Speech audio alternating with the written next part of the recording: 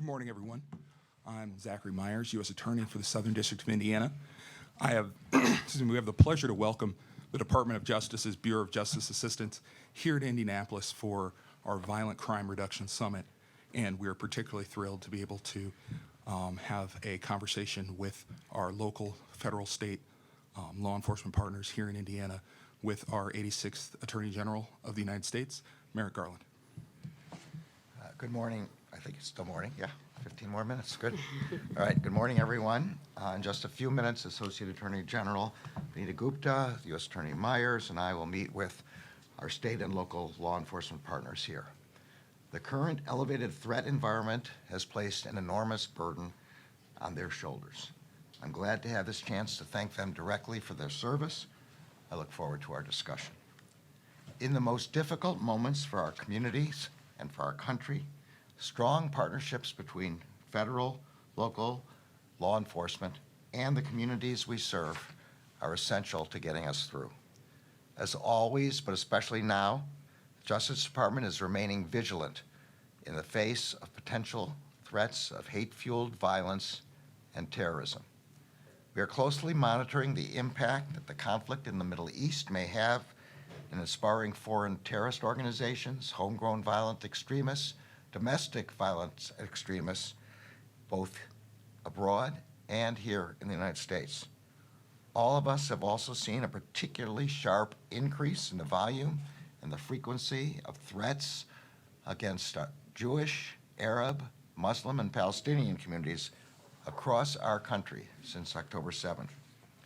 That's why in October, I directed the FBI and each one of our U.S. attorneys to meet with law enforcement and community leaders to discuss what they are seeing on the ground and how we can best support them in the face of these threats. Senior leadership at the Justice Department and I have done the same. In my conversations with law enforcement, community, and religious leaders, I have reiterated that the Justice Department has no greater priority than protecting the safety and security of every person in this country. Protecting all persons and communities from hate-fueled violence was the Justice Department's founding purpose in 1870, and it remains our urgent purpose today. As we work together to counter the new and unprecedented threats that our communities are facing, we are not taking our eyes off of other urgent challenges.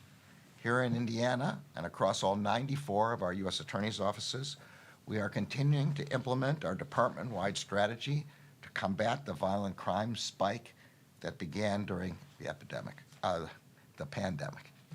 The cornerstone of that strategy is our partnership with state and local law enforcement and with the communities they work with every single day.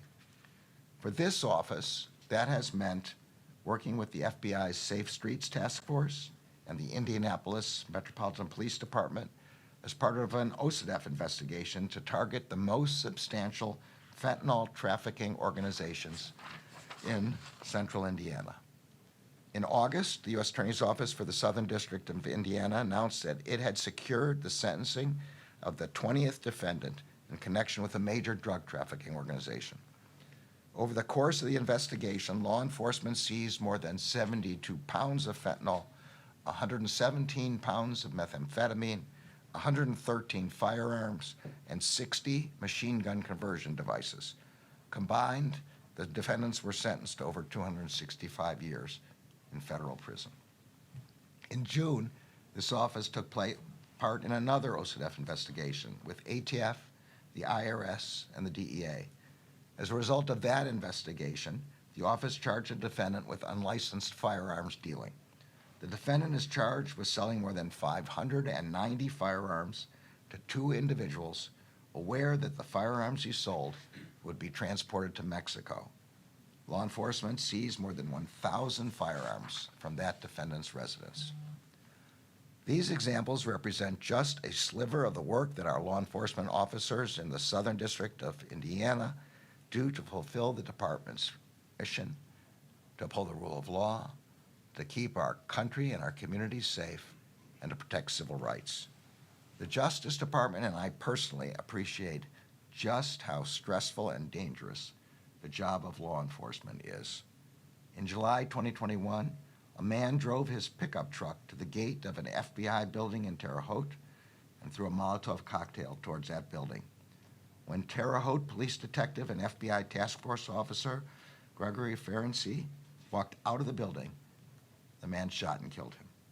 The U.S. Attorney's Office is currently prosecuting the man who we allege is responsible for the officer's heinous murder.